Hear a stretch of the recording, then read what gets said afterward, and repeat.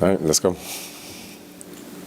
Justin, what do you think kind of led to the slow starts the last 2 weeks with drive touchdowns back to back?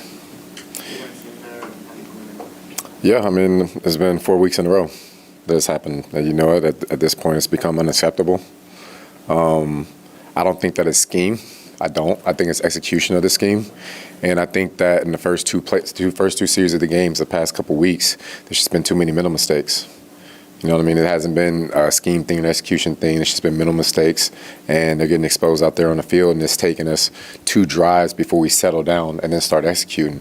And then once we execute, the product's a lot better. But we can't keep starting every game giving up 14 points before the first quarter's over with. Speaking of that, what happened on that first touchdown along with Mario Douglas who came all the way across the field? Just a failure in communication. You know, things that we can just get better at, and things that we will have to get better at. And just how frustrating are the close losses if you one of the less than a touchdown? How frustrating is that? Yeah, we don't live in a league that, you know, we get moral victories for being close. No, that isn't what the NFL is. The NFL is, it's not about points, it's about W's and L's, right? And we only have 1 W so far, so it is a bit frustrating.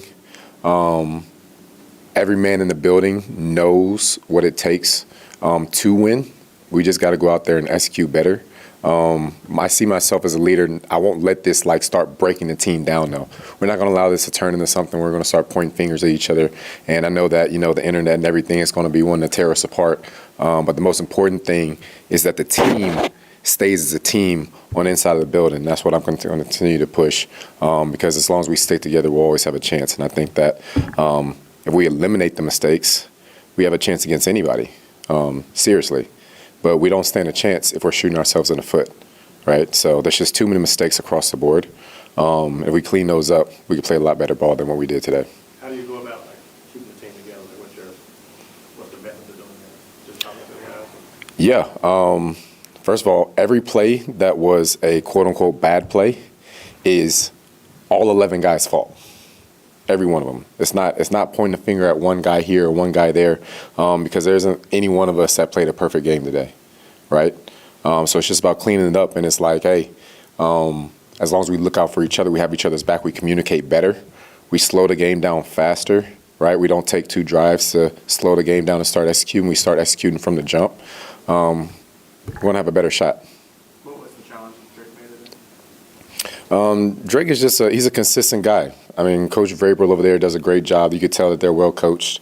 It's a fundamental game plan. They didn't do a whole lot. It's about fundamentals, eye control, and disciplining gap integrity.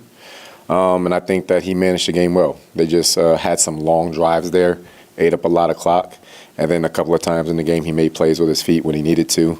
But for the most part, he stayed calm and collected. So I think he did a good job.